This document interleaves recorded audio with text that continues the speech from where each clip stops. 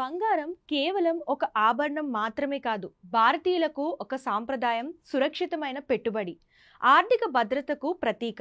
ముఖ్యంగా పండుగలు, శుభకార్యాలు, వివాహ సమయాల్లో పసిడికి దేశీయంగా డిమాండ్ పెరుగుతుంది. పల్లెటూళ్ళ నుంచి నగరాల వరకు, సంపన్నుల నుంచి మధ్యతరగతి వర్గాల వరకు అందరికీ బంగారంపై అంతులేని మక్కువ. అలాంటి బంగారానికి ఇప్పుడు మళ్ళీ రెక్కలొచ్చాయి. వరుసగా పెరుగుతూ దేశీయంగా సరికొత్త గరిష్టాలకు చేరుతోంది.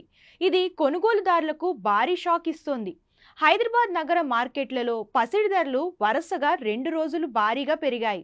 కిందటి రోజున 750 రూపాయలు పెరిగిన తులం బంగారం ధర ఇవాళ ఒక్క రోజులోనే ఏకంగా 800 పెరిగింది. దీంతో ఇక్కడ 22 క్యారెట్ల బంగారం ధర ప్రస్తుతం 10 గ్రాములకు 91,000 మార్కును దాటి ట్రేడ్ అవుతోంది. 24 క్యారెట్ల స్వచ్ఛమైన బంగారం రేటు తులం 880 మేర పెరిగి 99,280కి చేరింది. ఇక గత కొన్ని రోజులుగా భారీగా పెరిగిన వెండి ధరలు ఇప్పుడు స్వల్పంగా తగ్గుముఖం పట్టాయి. కిలో వెండి ధర 100 రూపాయలు తగ్గి 1,18,900 వద్ద కొనసాగుతుంది. ఇది వెండి కొనుగోలుదారులకు కొంత ఊరట. అంతర్జాతీయ మార్కెట్లలో బంగారం, వెండి ధరలు మళ్లీ ఆల్ టైమ్ గరిష్ట స్థాయిల చేరువలోకి వెళ్లాయి.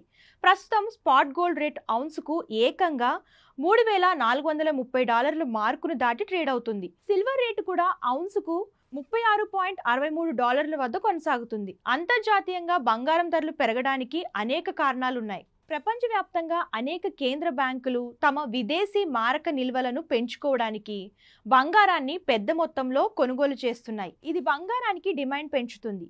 కొన్ని సందర్భాలలో డాలర్ బలహీనపడినప్పుడు బంగారం ధరలు పెరుగుతాయి. ప్రస్తుతం డాలర్తో పోలిస్తే రూపాయి మారకం విలువ 85.58 వద్ద కొనసాగుతుంది. డాలర్ బలహీనపడితే ఇతర కరెన్సీలలో బంగారం కొనుగోలు చౌకగా మారుతుంది. తద్వారా డిమాండ్ పెరుగుతుంది.